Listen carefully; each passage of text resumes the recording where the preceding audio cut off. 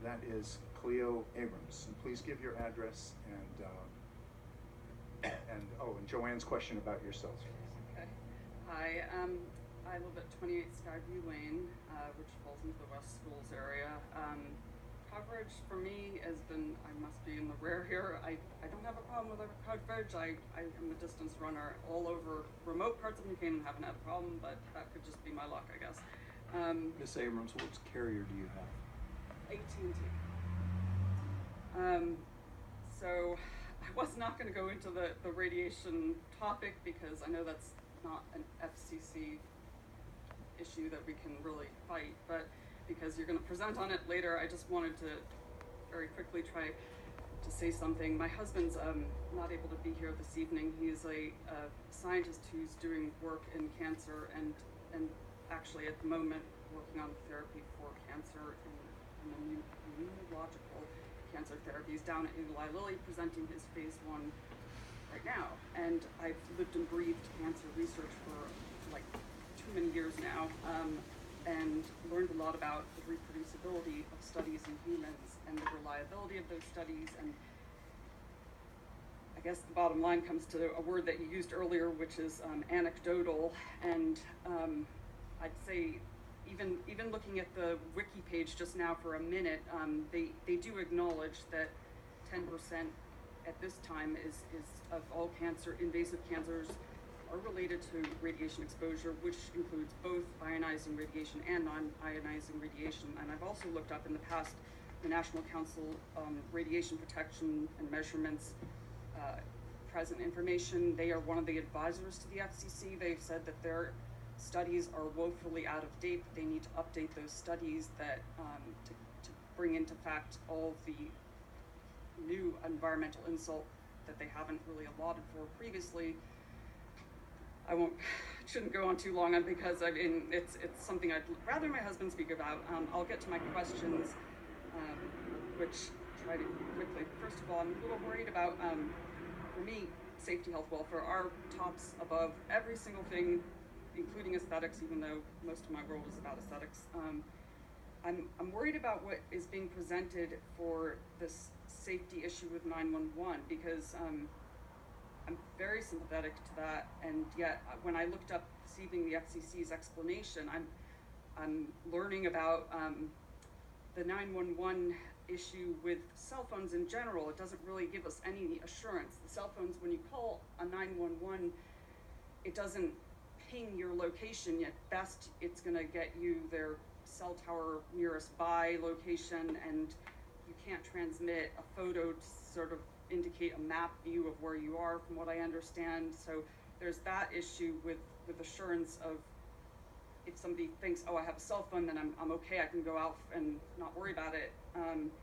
There's also issues from what I've read on the FCC website that they can't really cover inside of house or buildings. It's, they're aiming to get to this, I don't know what they said, 40% of possibly getting the outside, but inside is a whole nother matter.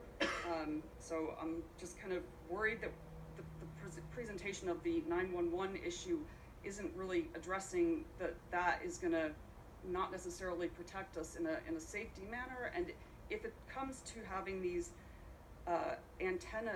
emergency antennas, have they done a research on what we could do to just have the antennas without providing for wireless services from 4 different companies?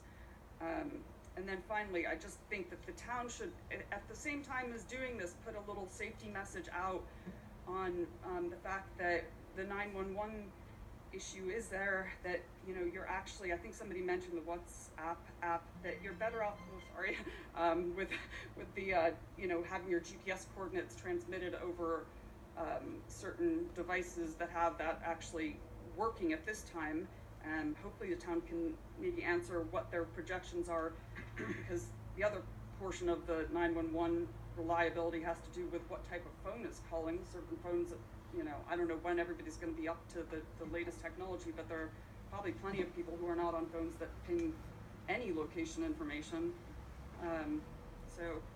Oh gosh, I was going to ask you about some economics, and if you have spreadsheets available, if you could make them known to us, and the final question is whether, I guess, these guidelines that you presented previously, have they been adopted? If not, if they are something that residents can contribute to, and what the process is for us having weighing in from I mean, there's a lot of expertises here in the room, so how do we get involved with that? I think I had more, but I'm going to try and let you answer. I have a couple answers for it. I think the 911 concern, as we've discussed it, is just your ability to make a call. Not even automating where you are and what it is, but if you can't call and say, I need help, which any cell phone can do, right, then you're stuck. That's step one. Automating where you're, pinging your phone and figuring that's a larger 911 question that probably won't be solved here, but that's what we're talking about, is the ability to make a call and say, I need from help. outside is what you're talking From about. wherever you are. No, because it doesn't really cover from inside. They have a whole slew of other problems with giving you coverage. So how does it cover the inside issue? Well, if you have enough cellular coverage and depth of coverage, the signal penetrates in buildings. So again, you may not have a GPS connection on your phone, you may, but if you are able to send data, you can find a GPS location even within your house. But the critical thing is, you have the ability to make a phone call and say, I need help. But you said that not everybody has a landline anymore. No, using a cell phone. Oh, you have a cell phone. So because I do feel it's a binary issue in terms of either we're providing a safety service, otherwise I feel that it's providing a false sense of security for people. So there's certainly an educational component to how 911 works and your own risk tolerance for whether or not you can connect it. I've never had a landline. I don't anticipate that ever in my life I'll have a landline. And so it's something I've accepted, like my cell phone works in my house, right? And so that's how I'm going to call 911. Right. And so if it doesn't work, then I don't have access to 911. I guess, okay, I mean, I just feel that we're not presenting both sides of the issue, because we're citing the fellow who fell, but I mean, even just briefly looking online, the issue of the lack of ability for an emergency service to find where you are without you describing to them specifically, and I have a nonverbal kid who couldn't do that even if she wanted to. I just find it, I mean, she ideally would be wearing a GPS tracker. I just don't find it, I mean, I had a slew of other health and safety issues last time, but I am worried that this is becoming a very strong argument for this whole system, and I'm worried that it's distracting, and it's not really actually answering an emergency issue. If I wanted to give you one other. I wanted to answer one other question you had, which was, as a member of the town, how do we contribute? How do we become aware / give input, etc. So we do have those monthly meetings. The design of those meetings is for you to be able to come in and participate, and we'll talk to you about what's happening and what's being considered. To your other question, nothing has been decided. This is the sort of proposal that's been developed to date. The guidelines are not. The guidelines are not. They're in flux. This is what we're considering recommending, and this meeting is part of the process to give the input of, we like this, we don't like this, here's what we would rather see. So that's A, you're doing it now, but B, that's the continued process going forward to engage. I've taken calls and emails from a variety of folks. I know all of us have. So that's what we're here for, is to try to consolidate, since we are you, right? Like, we live here too, to consolidate all of that input and then come up with whatever the best solution would be. No, I actually wanted to ask you a question, if I could. The question of safety, and I actually did my own independent research, and I agree that it's a little vague, okay? And it came up a lot when we were looking at the cell tower for the transfer station, and I think it's something that really needs to be discussed, and to the extent we can get more and more information, I want to see it.